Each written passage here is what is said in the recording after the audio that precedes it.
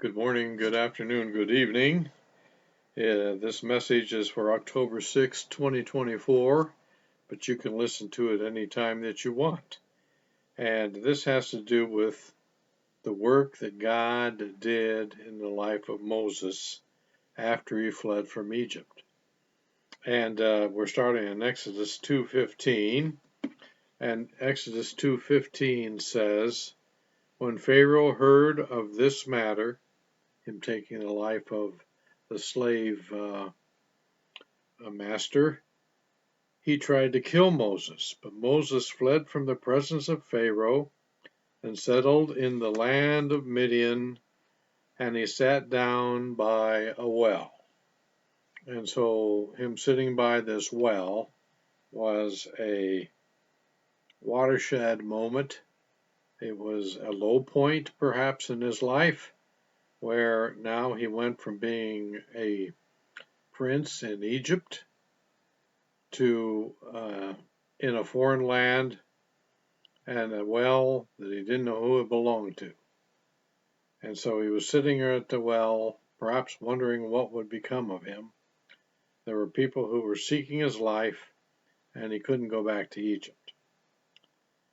And so here it was located, this well, it's inexact, but it's in called the land of Midian, which could be wrapped around the Gulf of Aqaba, I believe it is, and could be on either side of it, the well. And it was in an area that was approximately 200 miles away from Egypt, the River Nile. Population was thin, was easier to hide. He probably traveled by night, going from water hole to water hole, perhaps times of hunger, but he managed to get to where he was. He probably walked, and so it took him a good while. So the Midianites were descendants. It was a well of Midian. The Midianites were descendants of Abraham. And as you know, when Sarah died, he married again, and he married a woman named Keturah. And Keturah had quite a few sons for him, and you could read about who those sons were in Genesis 37. I'll turn there. Genesis 37. And we're looking at verse 25. Then they sat down, Genesis 37, 25.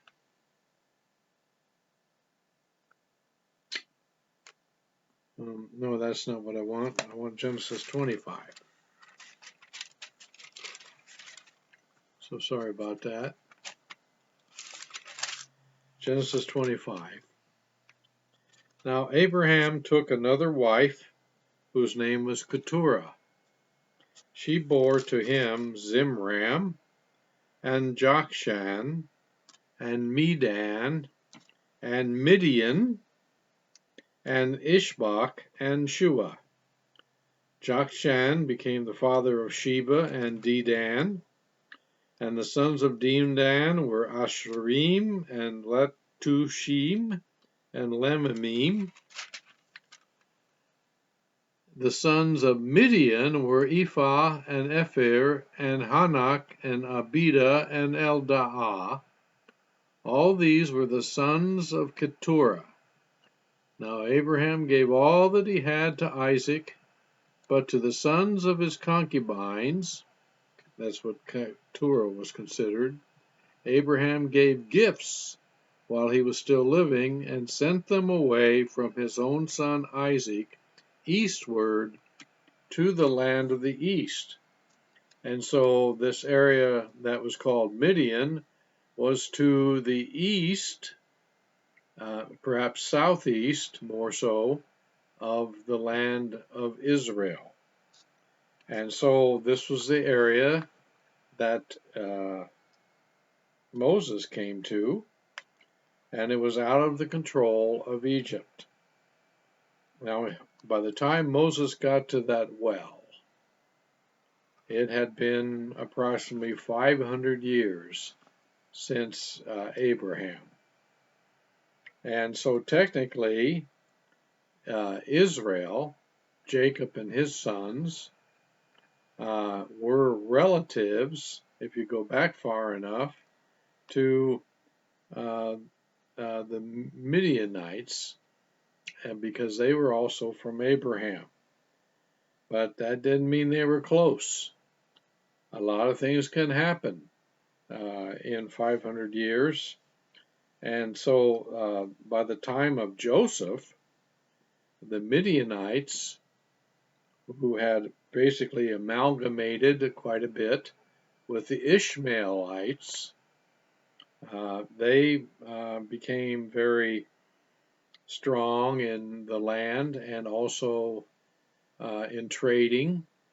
And it says that they sold Joseph to the Ishmaelites and then later on called them the Midianites.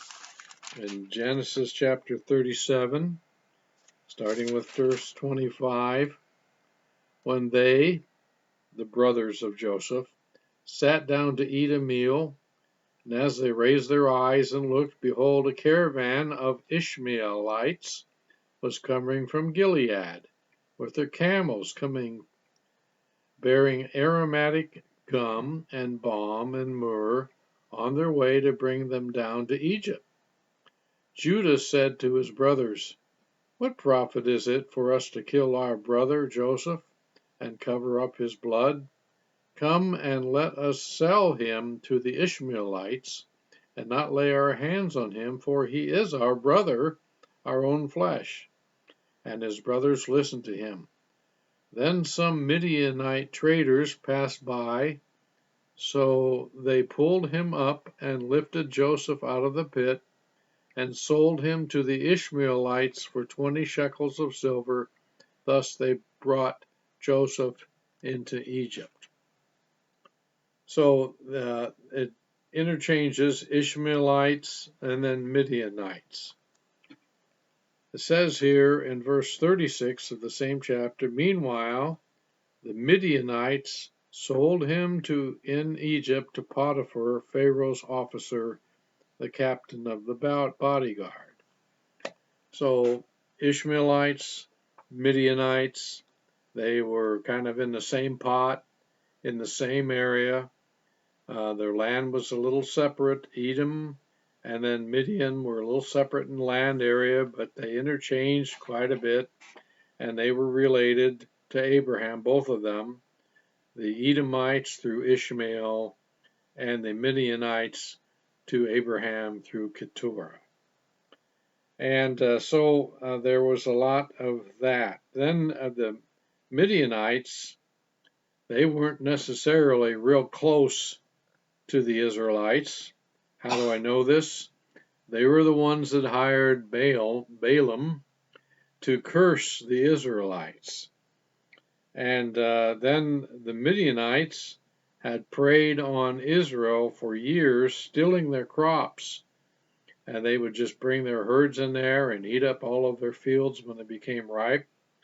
And a man named Gideon, some hundreds of years later, after Israel settled in the land, the man Gideon and 300 attacked them with pitchers and torches and horns and got the Midianites to kill each other. And so they've been having quite a bit of trouble with the Midianites. And they were more closely aligned with Ishmael.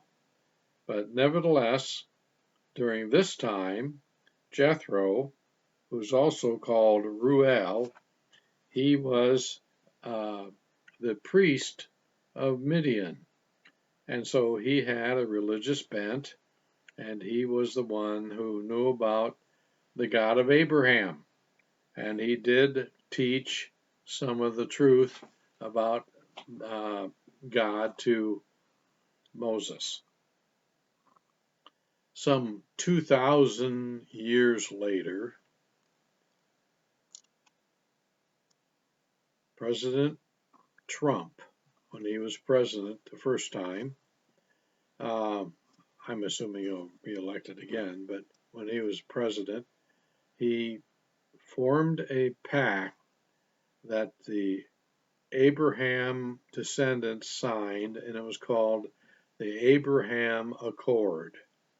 And he got the people who were descendants of Abraham and signed a peace treaty with Israel, who were also descendants of Abraham. And surprisingly, even through this war that's going on right now with Iran and Gaza and Lebanon, that Abrahamic Accord is holding, and they're not joining in.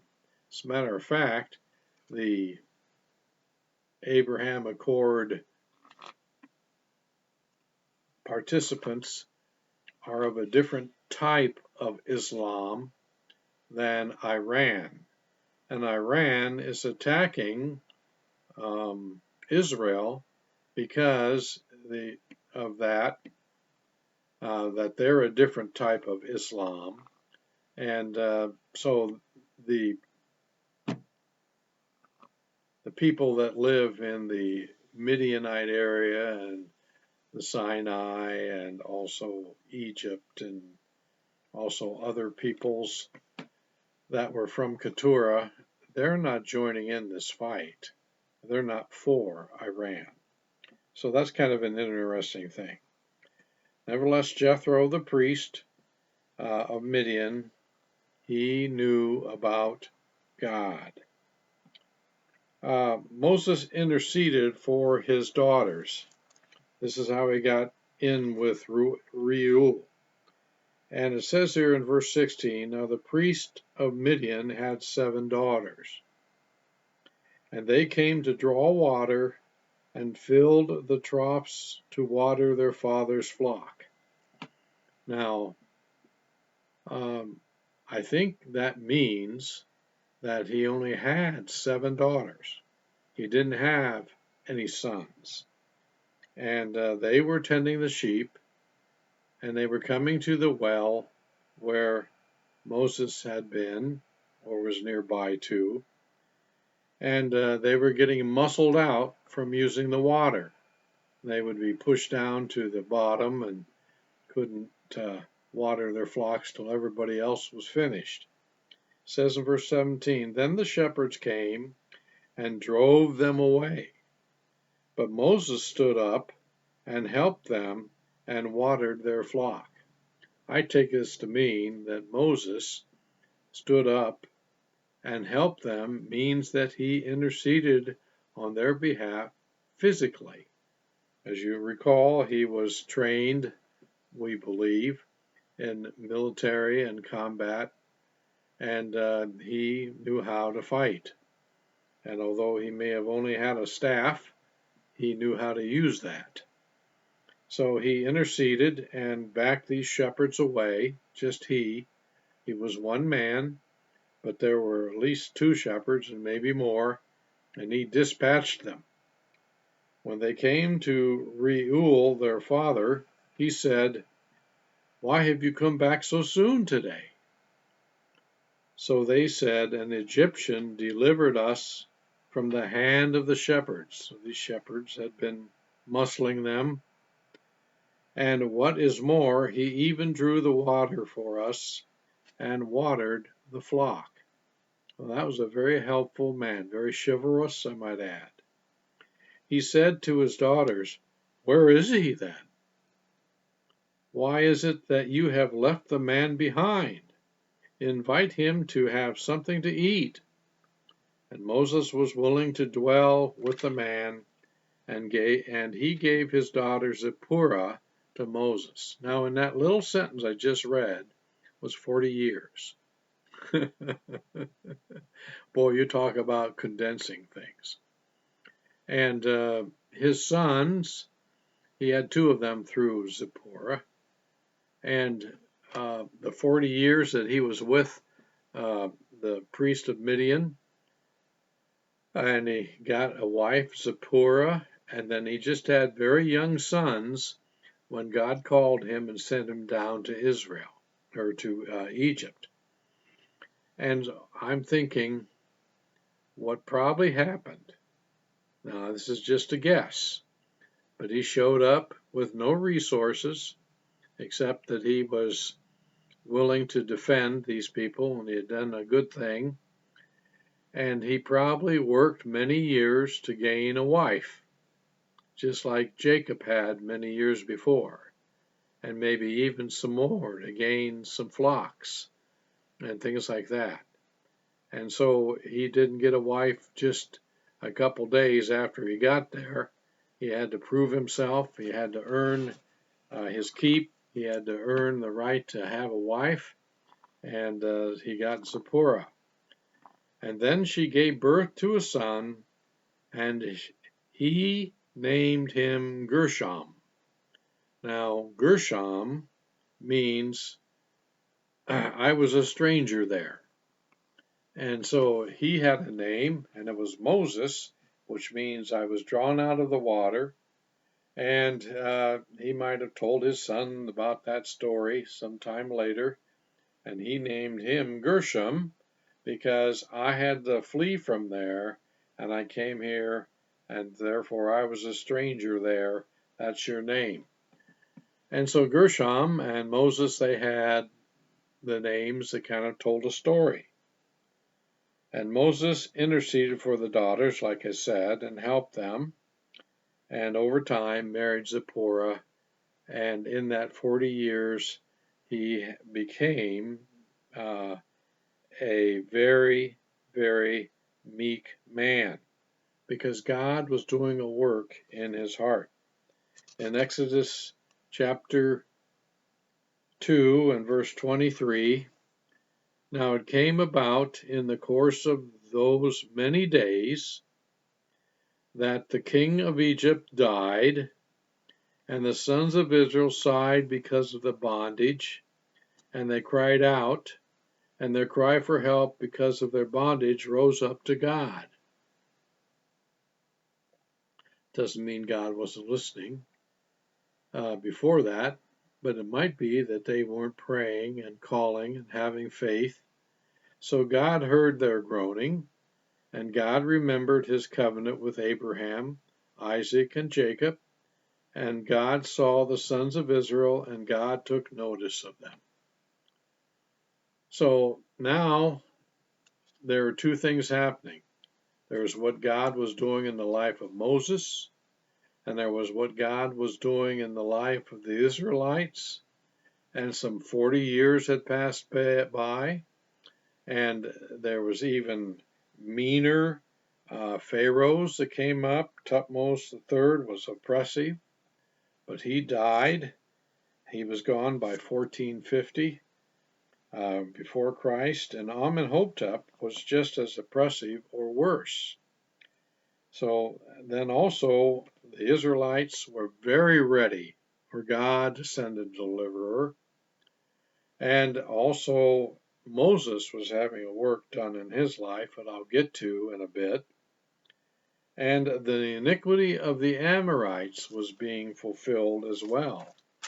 I have here Genesis 15 in front of me.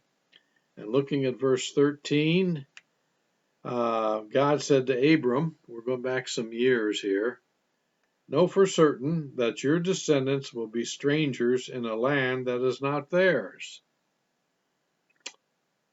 where they will be enslaved and oppressed 400 years. But I will also judge the nation whom they will serve, and afterward they will come out with many possessions. That's exactly what happened. As for you, you shall go to your fathers in peace. You shall be buried at a good old age. Then in the fourth generation they will return here, for the iniquity of the Amorite is not yet complete. Now the Amorites were pretty raunchy people. The Sodom and Gomorrah were part of the Amorite group, and they were very, very wicked, and God destroyed them.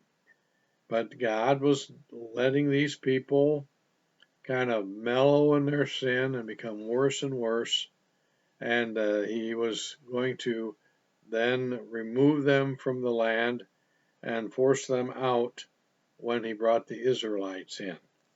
So there were several things happening. God was formulating the Israelites into a nation. He was putting pressure on them so they didn't want to stay anymore in Israel. They were beginning to call out to God.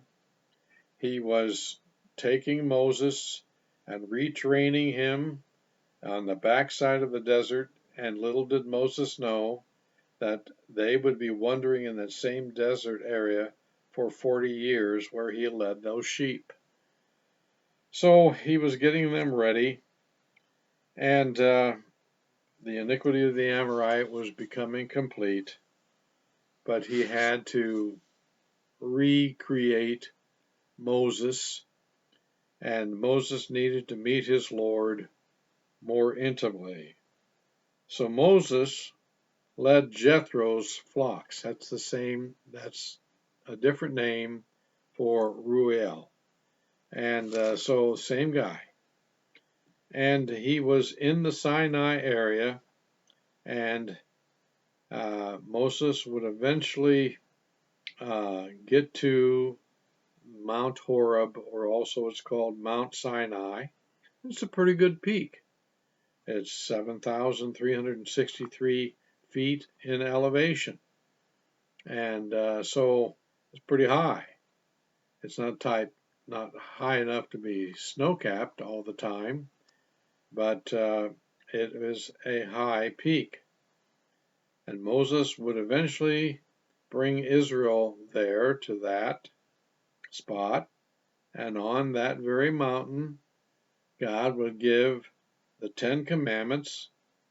Some several hundred years later, after they're in the land, Elijah would be raised up as a prophet of God, and he fled to or ran to that same mountain, and he had a retreat, so to speak, there, and a revisioning of God on that very mountain.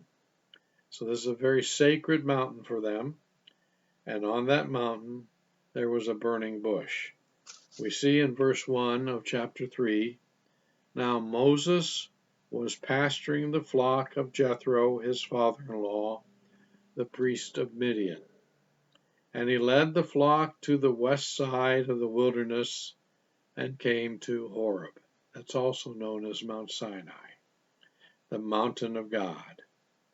Then it says, verse 2, the angel of the Lord appeared to him in a blazing fire from the midst of a bush. And he looked, and behold, the bush was burning with fire, yet the bush was not consumed. Now, when it says the angel of the Lord, that in Hebrew is the Malach Yahweh. And Malach means messenger or angel. And just because they're called angel doesn't necessarily make them an angel. One of the prophets of God is called Malachi. That if you take the I off, that's Malach. That's angel or messenger. And so this prophet was called my messenger, Malachi. That was his name. And the book is named after him. And so every time the word Malach is used, it doesn't necessarily mean angel, but it most certainly means messenger. And so here was the messenger of the Lord, the messenger of the Lord. This appears many places in the Old Testament, and in most of those places, when it says the angel of the Lord, it means the second person of the Godhead, God, who is appearing in some type of human form. But in this instance, he didn't appear in human form, but he was in the bush, in the burning bush. And so here he was in this burning bush. Verse 3, so Moses said, I must turn aside now and see this marvelous sight, why the bush is not burned up. Back at that time, if you had a fire come to a bush that was very, very dry, it would just go shoo, and practically explode and burn up immediately. When the Lord saw that he turned aside to look, the word Lord is Jehovah, God, Elohim, called to him from the midst of the bush and said, Moses, Moses. And he said, Here am I. Now, there have been several things that have transpired here. The angel of the Lord is in the midst of the bush. And then it calls the angel of the Lord Jehovah. And then it says Elohim, which means gods. But if it takes a singular verb, you say God with a pluralness in it, but it takes a singular verb, so you're referring to the God of heaven, but there's a pluralness about him. And so God called to him from the midst of the bush and said, so Elohim and Jehovah and the angel of the Lord are all the same. And it says, verse 5, then he said, do not come near here. Remove your sandals from your feet, for the place on which you are standing is holy ground. Well, there was another place where a man appeared with a drawn sword. This was some years later, before Joshua. And Joshua said, are you for us or against us? Because they were near Jericho. And he said, nay, but I am the Lord of hosts, and where you are standing is holy ground. Take off your shoes. So the Lord has this way of appearing as a man or as a burning bush, and he's called Jehovah and also Elohim. And here's something else. If God calls your name twice, you better listen. Moses, Moses. Another time he called Abraham, Abraham, do not harm the boy. I will give you a sacrifice. He said, Samuel, Samuel. And that was the call that was given to Samuel. And then Peter, Satan has desired to sift you like wheat. You better listen. Saul, Saul, why do you persecute me? Do you not find it hard to kick against the pricks?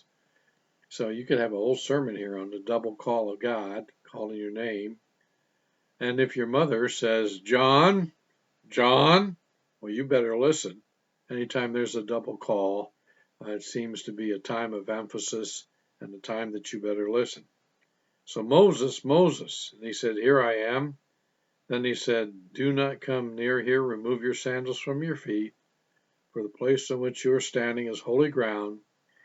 He said also, I am the God of your father, the God of Abraham, the God of Isaac, and the God of Jacob. And so Moses is being told that he is related to Abraham, which he knew, and also of Isaac and also of Jacob, and that the burning bush, Elohim, Yahweh, angel of the Lord, is also the God of Abraham, Isaac, and Jacob. And then Moses hid his face, for he was afraid to look at God. And so later on, then Moses is saying in verse 13, then Moses said to God, behold, I am going to the sons of Israel, and I will say to them, the God of your fathers has sent me to you. Now they may say to me, what is his name? What shall I say to them? And God said to Moses, Elohim said to Moses, I am who I am. And he said, thus you shall say to the sons of Israel, I am has sent me to you.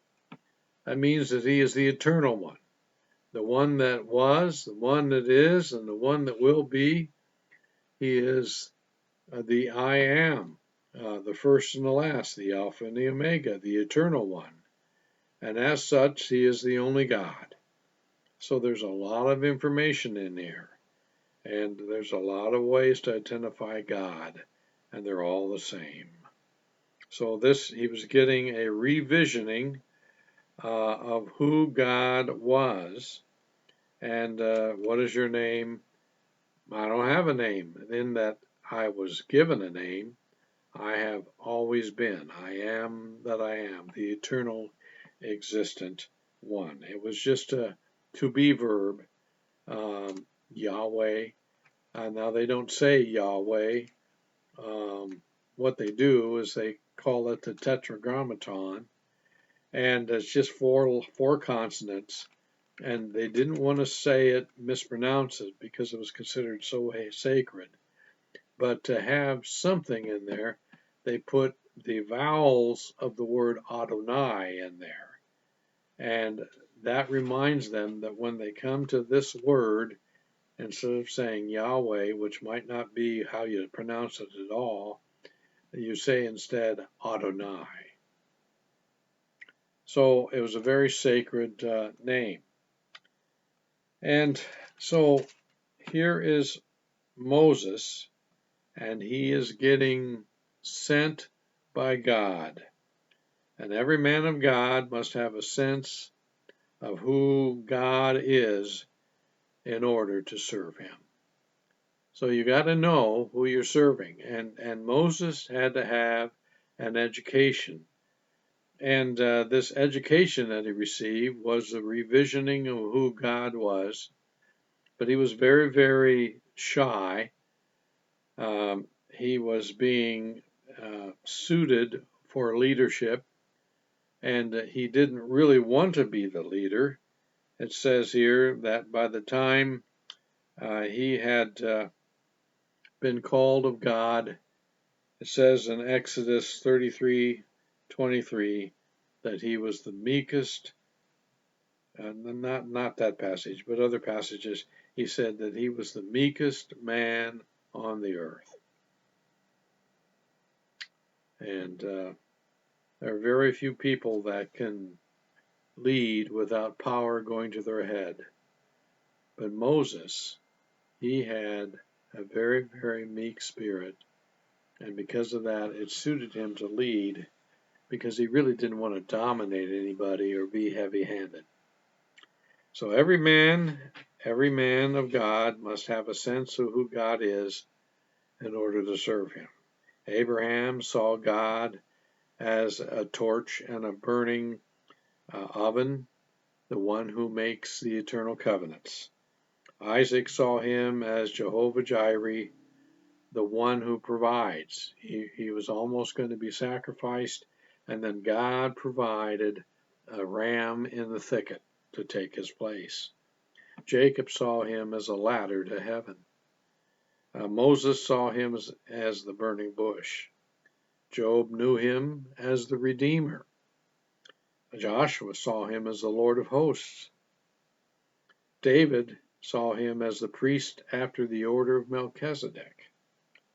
Isaiah saw him as the holy, holy, holy one, high and lifted up on an exalted throne, the throne of God. Nebuchadnezzar, at the end of his life, honored him as the King of heaven and supreme sovereign who raises up and brings down according to his wishes. The 12 disciples saw Jesus as the God, man, and Savior. James saw him, the half-brother of the Lord, saw him as the Father of lights, in whom there is no shadow of turning. John the Revelator saw him as the Lord of the churches, the Lion of Judah, and the Lamb of God. He is all these things and so much more. But being called of God, something must first strike you, And you have to get some type of glimpse. In Exodus 23, God was going to show him a little bit of himself. He couldn't see him full on and survive. He put him in the cleft of the rock, and as he went by, he put his hand over it, and when they passed by, then he allowed Moses to see the back parts of him, and he still saw great glory there. So, my friends, we have to come to a point where we get an understanding exactly of who God is, even if it's just a little glimpse of him. And when we understand who we're serving, it serves as an impetus and a challenge for us and to have a fear of God. He tried to have the Israelites fear him with having flashing of lightning and great sounds and rolling smoke and earthquakes and great blasts of horns so that they might learn to fear God. And so you have to have a sense of who God is and the awesomeness of him. And then when God says, "Who shall I send?" the people respond and they say, "Here am I, send me, let me serve. How can I help? You are so awesome, Lord, and because I love you so and what you have done for me, I wish to serve."